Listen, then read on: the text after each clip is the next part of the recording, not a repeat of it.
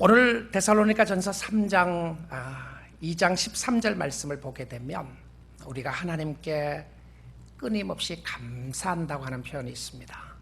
하나님께 늘 감사한다. 여러분, 우리가 어떻게 하면 하나님께 끊임없는 감사를 드릴 수 있을까요? 이것은 바울의 고백만이 아닙니다. 우리 모두에게 주신 고백이어야 하는데요, 13절 말씀에 이렇게 되어 있죠. 그러므로 우리가 하나님께 끊임없이 감사함은, 그리고 나서는 그 이유를 설명을 합니다. 너희가 우리에게 들은 바 하나님의 말씀을 받을 때에 사람의 말로 받지 아니하고 하나님의 말씀으로 받음이니 진실로 그러하도다. 이 말씀이 또한 너희 믿는 자 가운데서 역사한다. 이렇게 되어 있어요. 바울 사도가 내가 하나님 앞에 끊임없이 감사하는 것은 데살로니가 교회 성도들을 생각을 하면서 너무 감사에 벅차 있었던 것을 보게 됩니다.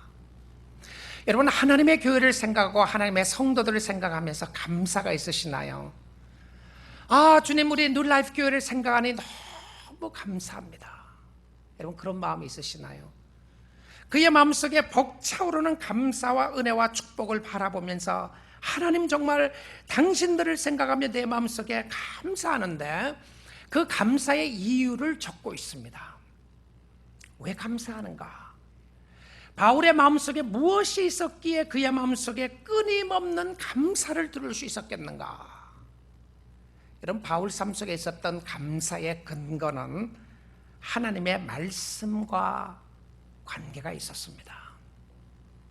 내 마음속에도 그렇고 여러분의 심령 속에도 그렇고 또 여러분이 하나님을 섬기면서 여러분의 마음속에 정말 감사하기 위해서 근거가 되는 것은 무엇이었냐면 하나님과 말씀과의 관계입니다. 말씀을 내가 어떻게 대하고 있는가? 근데 이 말씀 가운데 보게 되면 그들이 하나님의 말씀을 받았다라고 되어 있어요. Receive the word, receive 했다고 그럽니다. 말씀을 받는 것이 그들의 마음속에 너무 귀하고 감사했는데, 오늘 여기 본문의 말씀 가운데 보게 되면 말씀을 받았다고 하는 말을 두 번이나 쓰게 됩니다. 근데 이 원어적인 성경에 보게 되면 두 번 쓰는 이 단어가 똑같은 단어를 쓰지 않고 다른 단어를 사용합니다. 첫 번째 말씀을 받았다고 했을 때 썼던 단어는 파라람본테스라고 하는 단어이고요, 두 번째 받았다고 하는 단어를 썼을 때 그 단어는 데코마이라고 하는 단어였습니다. 다른 단어였다는 것이죠. 그러면 왜 바울이 말씀을 받았다고 했을 때에 이 두 다른 단어를 사용해서 말씀을 받았다고 하는 표현을 썼을까? 어느 신학자는 이렇게 이야기를 했어요. 이 구절에서 받다라는 말이 두 번 나오는데 처음에 받을 때의 객관적 외적 받음을 묘사한 것이고, 그러니까 제가 여러분에게 말씀을 전하면 여러분 다 받는 거예요.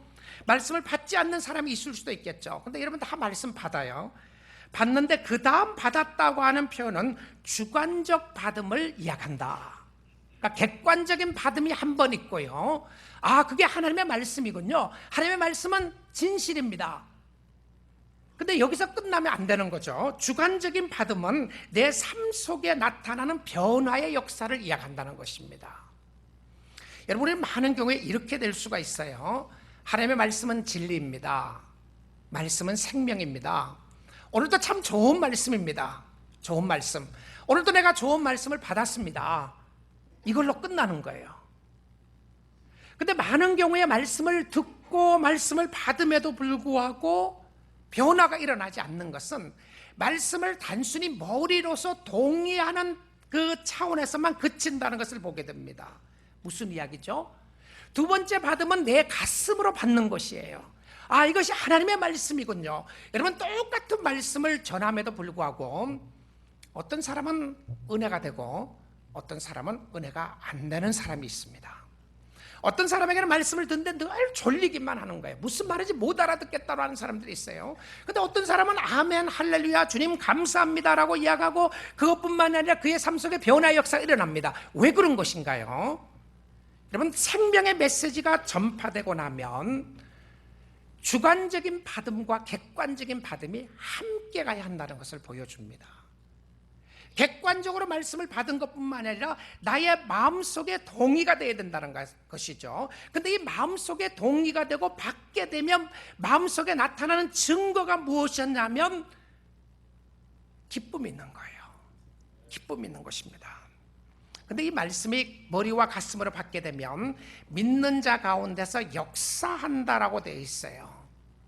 왜 똑같은 말씀인데 어떤 사람에게는 역사하고 어떤 사람에게 역사하지 않는가? 그래서 말씀을 받는데 차이가 있었다고 하는 것을 바울 사도가 이야기해 줍니다.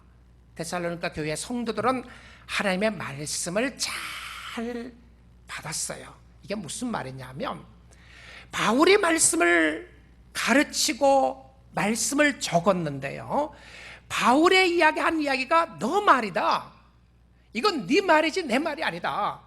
바울의 말로 받지 않고 사람의 말로 받지 않고 하나님의 말씀으로 받았다는 거예요. 오늘 부족한 종이 여러분들에게 말씀을 전합니다. 제 마음속에는 하나님 앞에 두렵고 떨리는 마음이 있어야 되는 것이죠. 제가 하나님의 말씀을 받아야 바른 하나님의 말씀을 전할 수 있습니다.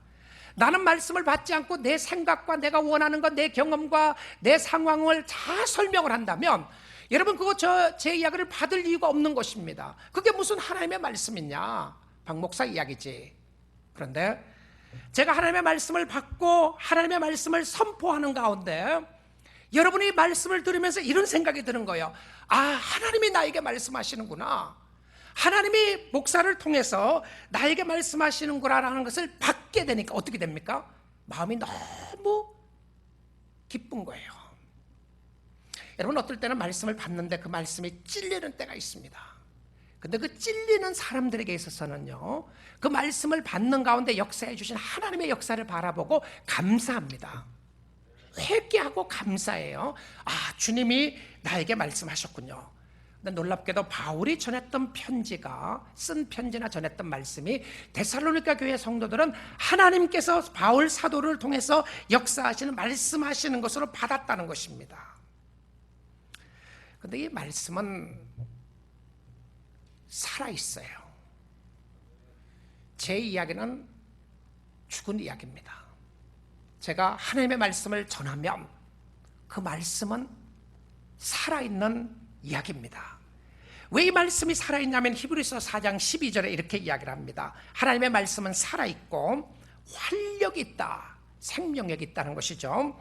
활력이 있어서 좌우에 날선 어떤 검보다, 양쪽으로 날이 딱 서 있는 어떤 검보다 예리하여, 말씀이 어떻게 한다고 보십시오.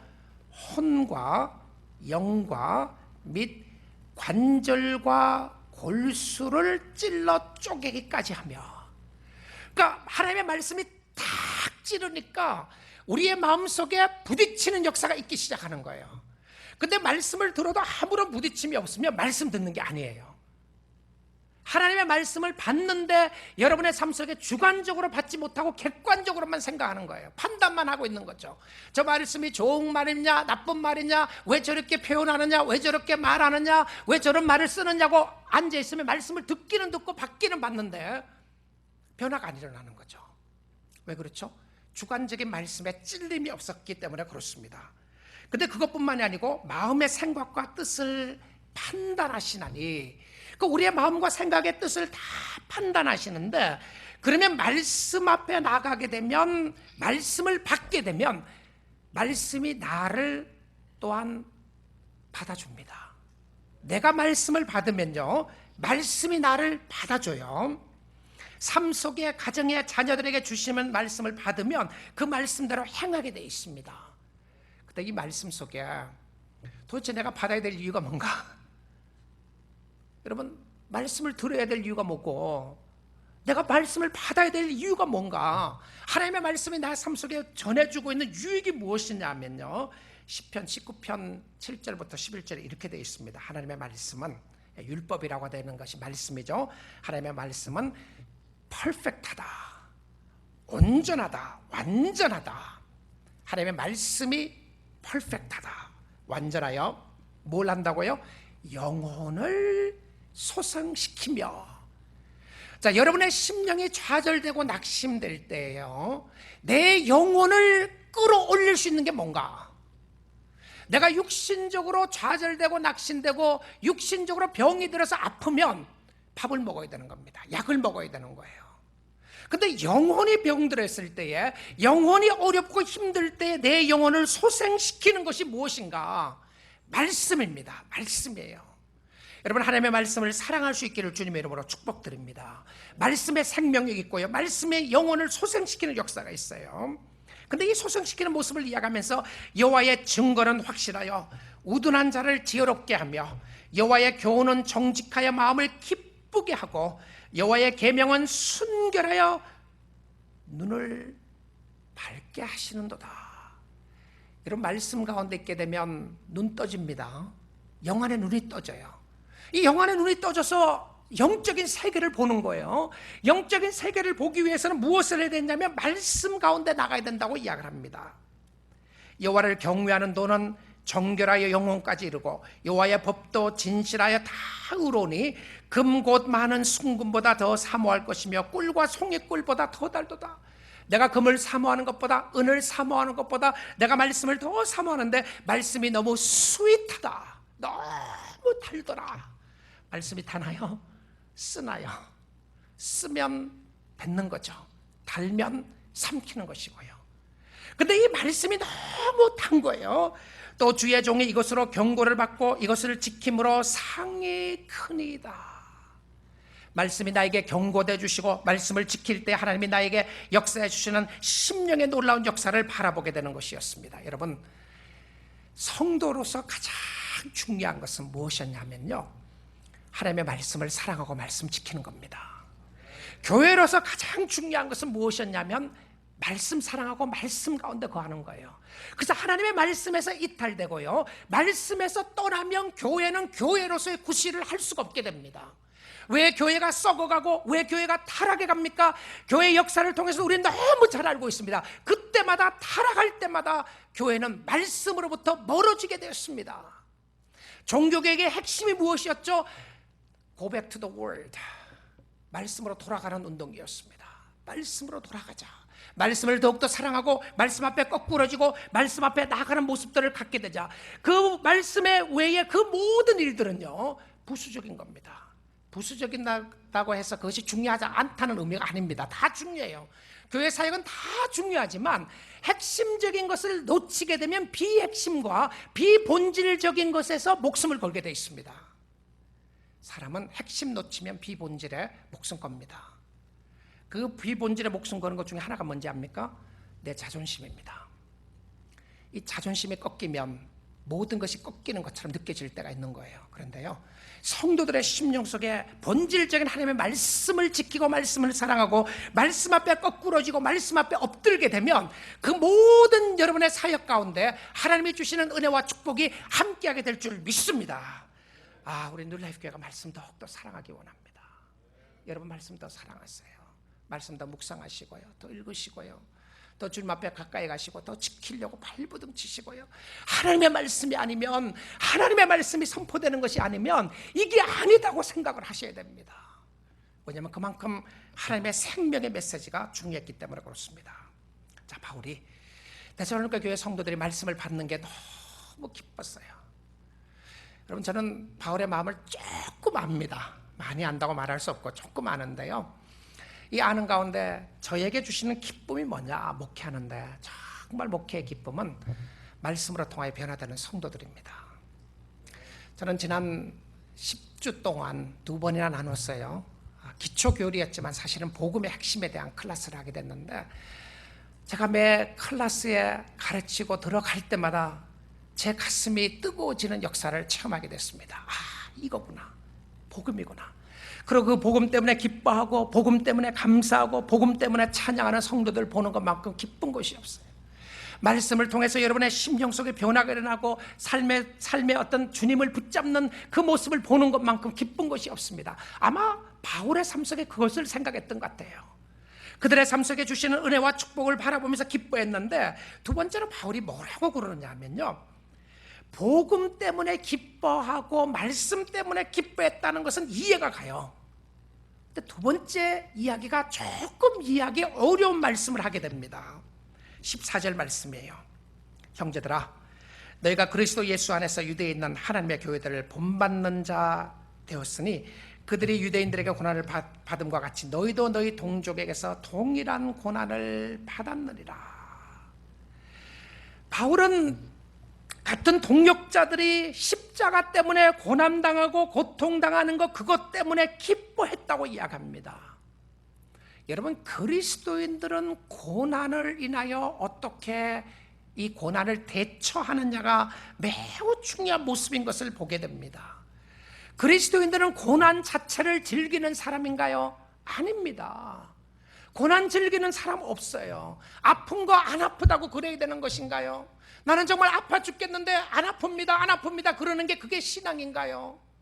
오히려 아플 때 하나님, 내가 아파 죽겠습니다라고 이야기하는 것이 솔직한 시편의 고백이었던 것을 보게 됩니다.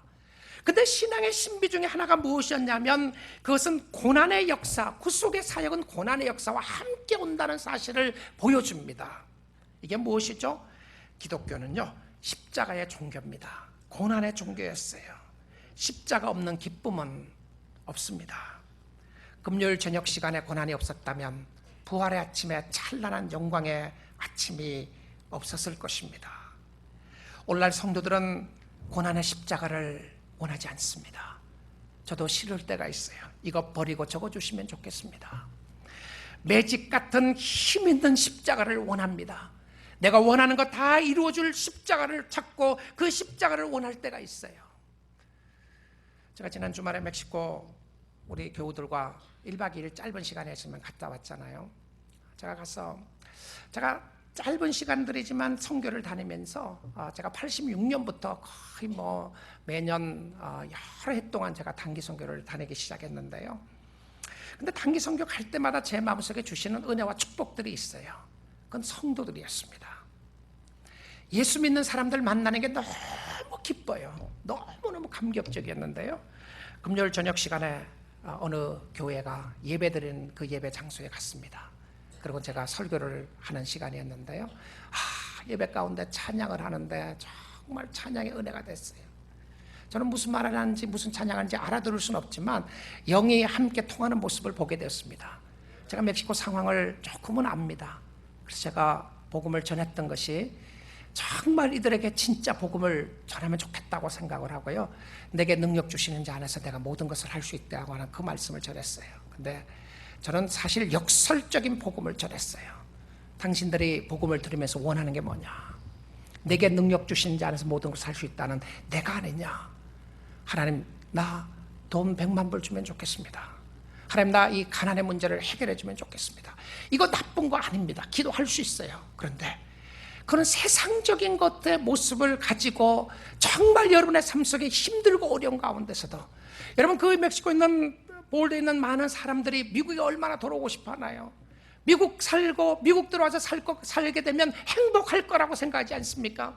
그들이 미국 들어와서 모든 행복을 누릴 수 있고 미국은 천국 같다는 생각을 하지 않겠습니까? 그러나 와서 살아보면 아니라는 거 알게 되는 것이죠. 근데 그 영혼 속에 정말 핵심적으로 부딪혀야 될 부분이 무엇이었는가? 있는 상황 속에서 내게 능력 주시는 자 안에서 오늘 기뻐하고 감사할 수 있다는 복음의 능력이었습니다. 여러분, 이 복음의 신비가요, 내가 힘들고 어려워서 너무 고통스럽고 힘드는데 성령의 강권적인 역사가 나타나기 시작하면서 그 성령의 역사로 말미암아 오늘 힘을 주시고 능력을 주시는 하나님의 역사심을 보게 되더라는 것입니다. 하나님의 능력 역사를 보게 되더라는 것이죠. 자, 그런데 이 하나님의 역사를 어떻게 볼 수 있는가? 바울은 이렇게 이야기를 합니다. 이 하나님의 역사 가운데서 유대인들은 주 예수와 선지자들을 죽이고 우리를 쫓아내고 하나님을 기쁘시게 하지 않고 이방인에게 말을 해서 그들의 마음속에 죄를 항상 채우고 있다, 이렇게 이야기해요. 자, 죄를 항상 채운다. 어떤 의미로 생각을 하면 바울이 너무한 것 같아요. 왜냐하면 지금 누구에게 하는 소리냐면 바울의 동족 유대인들에게 하는 소리입니다. 근데 유대인들은 같은 동족임에도 불구하고 예수 그리스도를 믿지 않고 버렸던 그 민족들을 향했어요. 뭐라 그래요? 하나님의 역사하심, 하나님의 축복을 잇는 것이 아니라 선지자들도 죽이고 우리도 쫓아내고 하나님을 기쁘시게 하지 아니하고. 아니, 바울이 어떻게 이런 표현을 쓸 수 있어요? 여러분, 예수님을 바로 믿지 않으면요, 하나님을 기쁘시게 하는 것 아닙니다.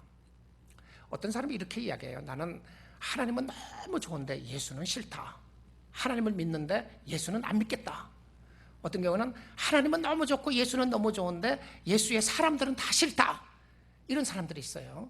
정말 우리가 뗄 수 있는 이런 관계 있을지 모르겠습니다.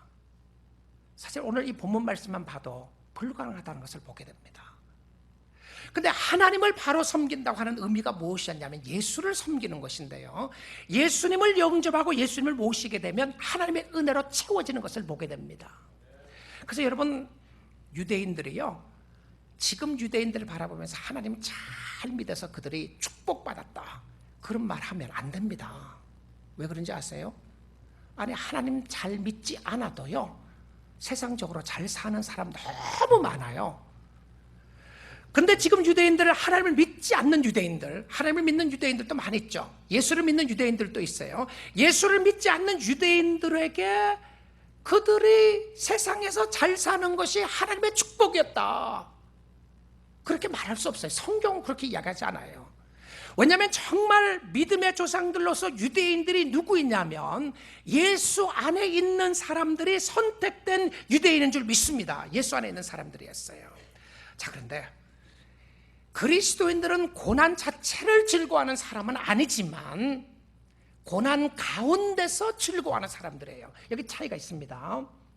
성도는 고난을 즐거워하는 사람들이 아니고요, 환난 가운데서 즐거워하는 사람이었어요. 내가 성도인지 아닌지를 증명할 수 있는 것 중에 하나가 환난 가운데서 내가 기뻐하고 있는지 아니냐를 보면 되는 겁니다. 그러면 예수님이 십자가를 지고 가셨을 때에 예수님의 마음속에 십자가를 지면서 기뻐했는가, 이 질문 물어보셔야 됩니다. 예수님, 하나님 앞에 나가면서 하나님 너무 감사합니다. 내가 이 십자가를 질 수 있게 해주셔서 너무 감사합니다. 이 고통의 십자가지만 너무 감사합니다, 그랬나요? 아니었습니다. 오히려 예수님은 십자가를 옮겨 달려고 3번이나 기도했어요. 여러분, 우리의 심령 속에 가시가 있고 아픔이 있고 어려움이 있는 것 위해서 기도해야 합니다. 하나님, 이거 너무 힘들어요. 근데 그 기도하게 되면 하나님이 어떤 경우는 우리가 그 가시를 없애주는 경우들이 있어요. 근데 어떤 경우는 그대로 두는 경우들이 있어요. 근데 그대로 두는데 놀랍게도 마음속에 기쁨과 평강이 있기 시작하는 거예요. 알지 못하는, 정말 내가 생각하지도 못했던 평강이 내 마음속에 있는 거예요. 하나님께서 내가 너를 붙잡고 있다, 내가 너를 사랑하고 있다, 내가 너와 함께하고 있다는 확신의 마음이 들기 시작하는 것입니다. 자, 근데 예수님께서 주님의 십자가를 질 때 어떻게 지셨는가? 히브리서 12장 2절 말씀입니다. 믿음의 주요 또 온전하게 하시는 이는 예수를 바라보자. 자, 여기 믿음의 주라고 하는 것은요, author이라고 하는 표현입니다. author of the faith, 믿음의 주체자가 된다, 믿음의 저자가 된다. 그러니까 믿음의 시작은요, 믿음의 저자와 믿음을 만든 사람은 누구냐? 하나님이에요. 믿음의 주요 또 온전하게 하시는 이인 예수를 바라보자. 예수가 믿음의 핵심입니다. 믿음의 주인은 예수 그리스도였던 것을 보는데요, 그는 그 앞에 있는 기쁨을 위하여 십자가를 어떻게 했다고요? 참았습니다. 십자가는 참는 겁니다. 십자가는 버리는 것 아니고요, 십자가는 참는 거예요. 십자가를 참으사 부끄러움을 개의치 아니하시더니 하나님 보좌 우편에 앉으셨느니라. 근데 이 십자가를 참는데 십자가는 어떻게 참을 수 있는가? 여러분, 이렇게 한번 생각해 보십시오. 참기 어려운 것 참으려고 이를 악물었던 때를 생각해 보세요. 이를 악물고 참으려고 그런데 어느 날 터졌어요. 근데 그 터지는 게 너무 크게 터져서 상처가 된 거예요. 근데 못 참은 거죠. 참았어야 되는데 못 참았다.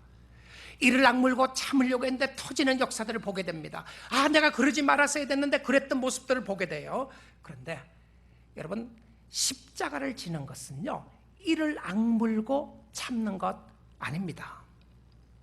억지로 참는 것 아니에요. 내가 억지로라도 십자가를 지고 가야지, 억지로라도 가야지. 예수님이 억지로 지고 갔다는 표현이 없습니다. 그래서 어떤 경우에 억지로 지고 간 십자가를 이야기하면서 구레네 시몬의 십자가를 이야기해요. 여러분, 구레네 시몬은 크리스천 아니었던 것이죠. 몰랐던 겁니다. 주님을 잘 몰랐던 사람이었어요. 정말 크리스천인지 아닌지는 알 수는 없지만, 그러나 그 상황 속에서는 지가 본인이 지겠다고 발렌티어를 했던 것이 아니고요, 로마 군병이 지우도록 지워줬어요. 그런 가운데서 억지로 졌던 십자가였지만 그럼에도 불구하고 하나님의 역사가 나타났다고 하는 표현에서는 맞는 표현입니다. 그러나 성도들에게 쥐어주는 십자가는요, 억지로 지도록 주지 않아요. 그런데 이 십자가를 지고 참을 수 있는 방법이 무엇이었냐면 예수님의 방법입니다. 우리 12장 2절 다시 한번 띄워주세요. 믿음의 주요 또 온전하게 하시는 이는 예수를 바라보자. 뭐라고 되어 있죠? 그는 그 앞에 있는 무엇을 위하여? 이게 중요한, 주님을 섬기는데 중요한 핵심 중에 하나입니다. 그 앞에 있는 기쁨을 위하여 십자가를 참았다고 되어 있습니다. 여러분, 십자가를 지고 갈 수 있는, 억지로 참을 수 있는 방법이 무엇이라고요? 이를 악무는 것이 아니고요, 억지로 지고 가는 것이 아니고, 그 앞에 있는 즐거움을 보게 되면 십자가를 참고 지고 가는 역사가 있게 되는 줄 믿습니다. 그 앞에 있는, 예수 앞에 있었던 즐거움이 무엇이었죠? 부활. 예수님 앞에 있었던 즐거움이 구원. 예수님 앞에 있었던 즐거움이 천국. 내가 지금 이것을 지고 가면 이 이후에는 하나님의 영광스러운 천국을 바라보는구나. 내가 지금까지 사랑했던 그 모든 백성들을 구원할 수 있는 역사와 은혜가 있구나. 그거 생각하니까 어떻게 했어요? 참을 수 있었던 거예요. 갈 수 있었던 것입니다. 여러분, 주님을 섬길 때 힘들고 어려울 때 있지 않습니까? 또 살아가면서 육신적으로, 정신적으로, 영적으로 힘들고 어려울 때가 있죠. 내가 이거 버리고 가면 좋겠다. 이거 포기하고 가면 좋겠다. 이거 다 버리고 그냥 내 마음대로 살면 좋겠다. 이런 생각이 들 때 있지 않습니까? 그런데 주님이 주신 것을 지고 가면, 그 앞에 있는 즐거움 위에서 주님을 바라보고 십자가를 바라보게 되면 여러분이 넉넉히 담대하게 승리하는 그 순간까지 지고 갈 수 있게 되는 역사가 있게 되는 줄 믿습니다. 이게 신앙의 신비였어요. 몇 주 전에 우리 노예에서 노예 모임이 있었는데, 엘센트로 지역, 우리 잘 아는 지역이 있잖아요. 멕시코 볼들 쪽에 있는 지역인데, 거기에서 목회하는 분이 간증하는 시간이 있었어요.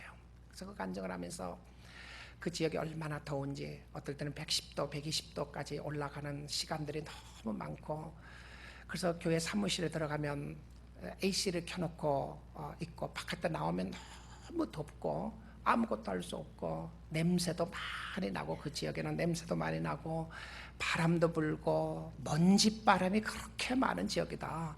제가 4년 목회를 하면서 사람들이 그런데 당신 언제 떠날 거냐고, 언제까지 더 있을 거냐고 그런 이야기를 한다는 거예요.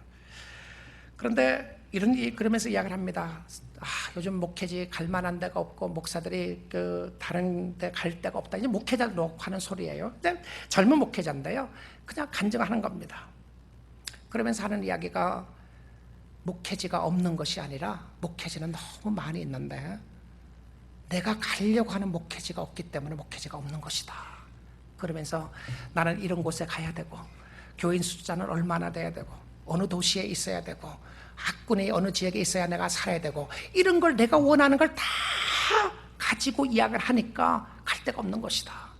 그러나 아직도 하나님이 부르시는 곳은 많이 있는데, 그런데 거기에는 가지 않으려고 하기 때문에 없는 것이다. 자기 간증을 하는 거예요. 근데 그 목사님의 젊은 목회자가 자기 간증을 하는데, 하나님은 저에게 말씀하시는 어떤 부분들을 말씀해 주신다는 생각이 들었습니다.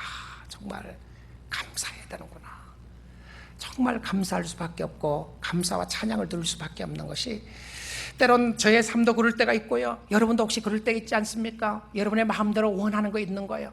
하나님, 내가 이 사역을 해야 되고 이 사역은 싫고 이것만 하겠습니다. 주님 이렇게만 해주시면 내가 요거는 안 돼, 저거는 싫습니다. 내가 누군데 이 사역 나보고 하라 그러는 겁니까? 이거는 싫고 내가 주님 요것만 내가 하겠습니다. 그거 주님이 안 주시니까 주님 나에게 일할 데가 없습니다. 아무것도 하지 않겠습니다. 혹시 여러분 마음속에 그런 생각 들 때가 없습니까? 여러분의 삶 속에 다 끼워 맞춰 놓은 역사 말입니다. 근데 자기 자신을 이야기하면서 그래요. 그런데 하나님이 있으라는 곳에 있는 것이 얼마나 행복한지 모르겠다. 주위의 환경과 상황은 다 어렵고 힘들지만 자기가 복음을 전할 수 있고 하나님이 있으라는 곳에 있는 것이 너무 감사하고 행복하다. 그렇습니다. 이것이 소망이 아닌가 생각을 합니다. 하나님이 있으라는 그 위치 속에 있을 때에, 그 상황 속에서 하나님을 바라보고 섬길 때에 그것이 하나님이 주시는 놀라운 축복이고 은혜인 줄 믿습니다.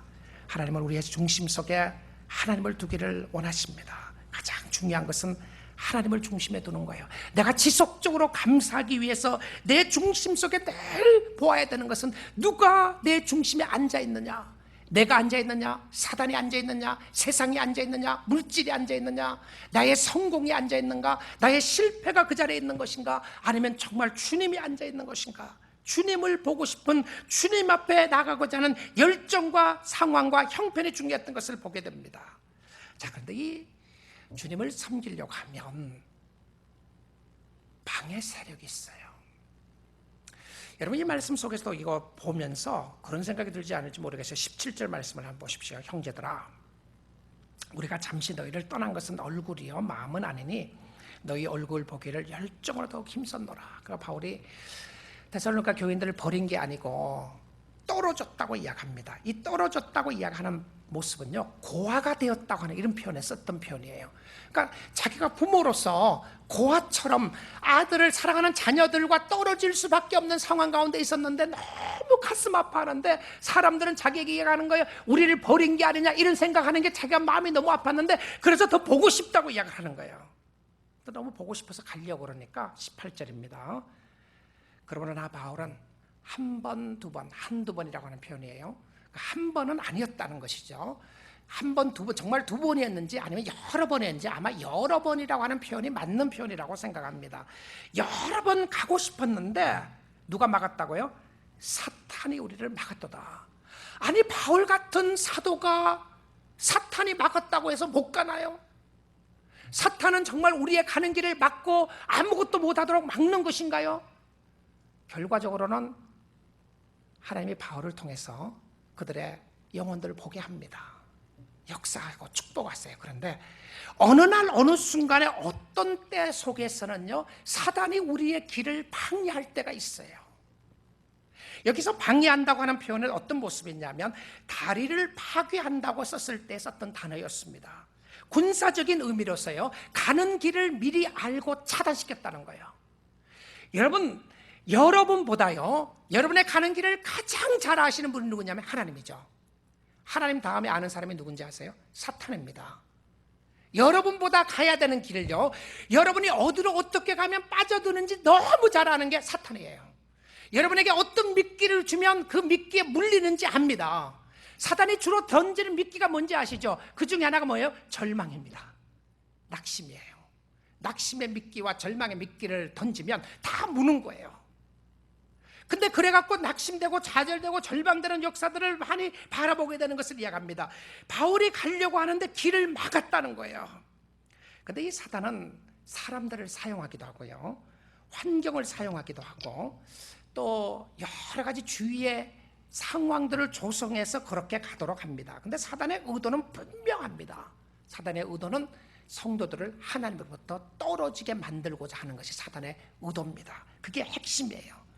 자, 그런데 여러분, 환난을 통해서 주님 앞에 가까이 가면 그것이 축복이 되는 것이고요, 환난이나 때로는 우리의 평안함, 또 편안함, 너무 편안한 거예요. 삶이 이만하면 됐다, 내가 모든 거 갖췄다, 이제는 내가 retire, no problem, 이제는 내가 뭐든지 할 수 있고 내가 앞으로 20년, 30년은 편안하게 다 잘 살 수 있다. 여러분 그렇게 생각하고 있는데 때로는 어려움이 있을 때가 있습니다. 때로는 아무런 문제가 없을 때가 있어요. 아무런 문제가 없는데 하나님부터는 점점 멀어지는 거예요. 여러분, 하나님부터 점점 멀어지고 있다면 그것이 편안한 것이 좋은 거 아닙니다. 왜냐하면 하나님부터 멀어지게 하는 미끼일 수 있다는 것이죠. 근데 이 사단의 미끼를 던져놨는데 그 도대체 사단의 미끼가 무엇인가? 그것은 주위의 화평을 깨는 겁니다. 사단은 화평을 깨뜨려요. 가정의 화평을 깨고요, 개인과의 관계의 화평을 깨고 교회 안의 화평을 깨는 것을 보게 됩니다. 그런데 이 사단의 역사를 성경에서는 이렇게 이야기를 해요. 고린도후서 4장 4절에서는 이 세상의 신이라고 이렇게 표현합니다. 에베소서 2장 2절에는 공중의 권세 잡은 자라고 이야기하고요, 골로새서 7장 5절에서는 성도를 미혹하는 자라고 이렇게 이야기해요. 바울이 이야기하는 사단의 역사가 무엇이었는가? 아마 정확하진 않지만 두 가지로 우리가 추측을 해볼 수 있습니다. 첫째는요, 자기의 연약함이었다고 생각합니다. 자기의 육신의 연약함요. 그래서 그 육신의 연약함을 고린도후서 12장 7절에 보게 되면 그것을 사단의 역사라고 하는 표현을 씁니다. Messenger of Satan이라고 이렇게 이야기를 했어요. 사단의 사자라고 이렇게 표현을 했습니다. 근데 그것을 없애기 위해서 기도했는데 하나님이 주셨던 응답이 무엇이었냐면 내 은혜가 내게 족하도다고 이야기를 했어요. 그 내 은혜가 내게 족하다는 이야기를 듣고 하나님 앞에 감사하기 시작하는 겁니다. 찬양하기 시작하고, 하나님 그렇습니다, 육체적인 아픔이 있지만 이것이 나의 삶 속에, 영적인 삶 속에 방해되는 요소가 아니었군요, 깨닫게 된 거예요.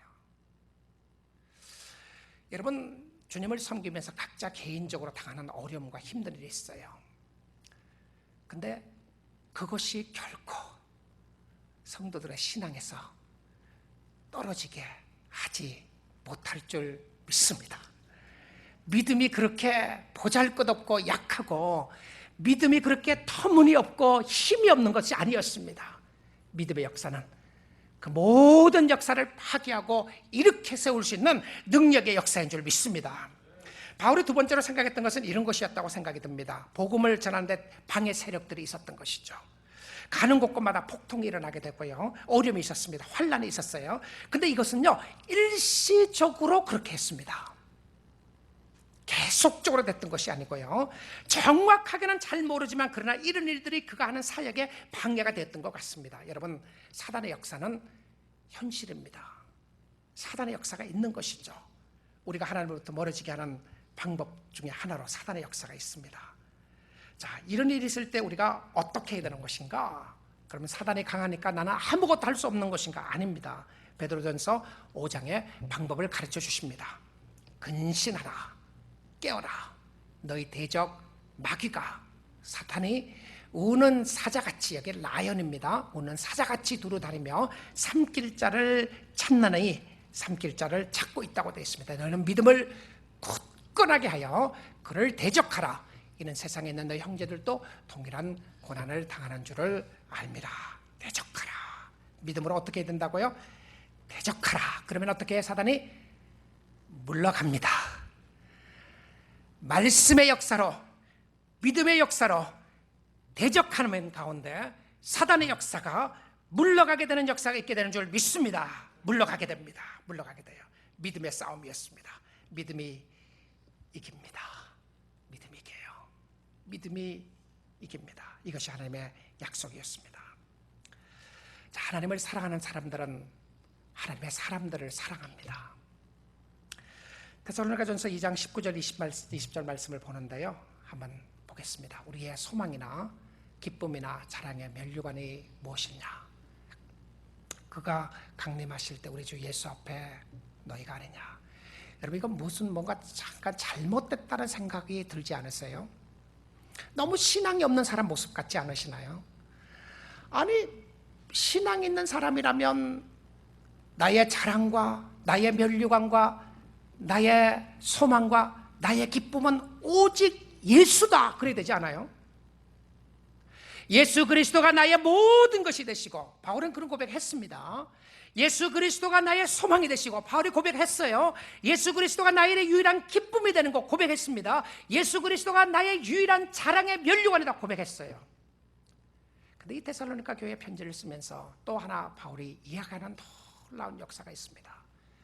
너희가 누구죠? 데살로니가 교회 교인이었습니다. 성도들이었어요. 20절 봅니다. 너희는 우리의 영광이요 기쁨이니라. 저는 하나님 앞에 회개합니다. 회개할 수밖에 없고요.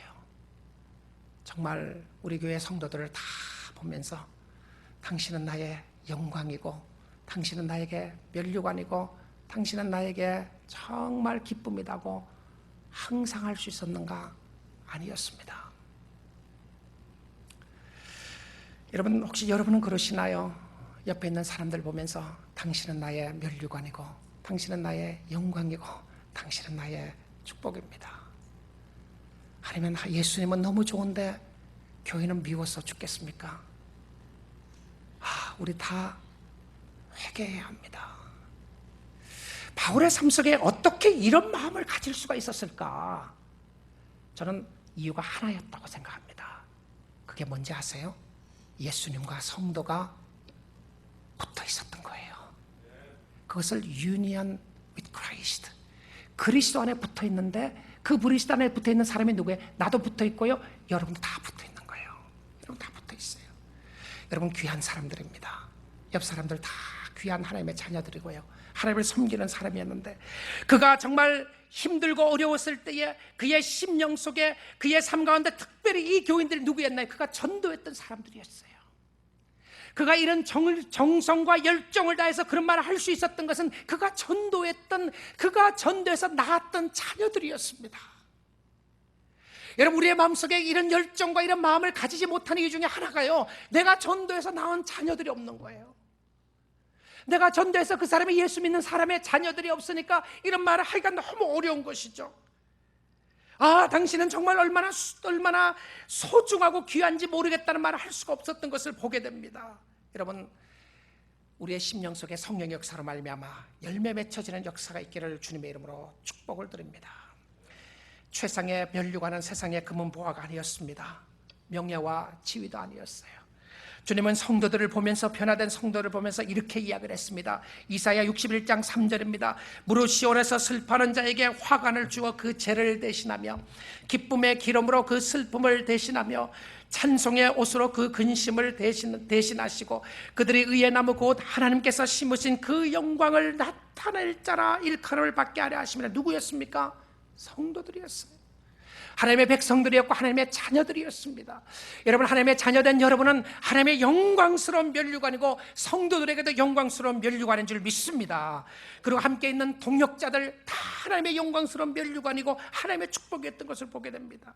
이사야 62장 3절입니다. 너는 또 여호와의 손에 아름다운 관이다. 아름다운 면류관이라고 하는 표현이죠. 여호와의 손에 아름다운 면류관이다. 내 하나님의 손에 왕관이 될 것이다. 누구를 위한 소리였습니까?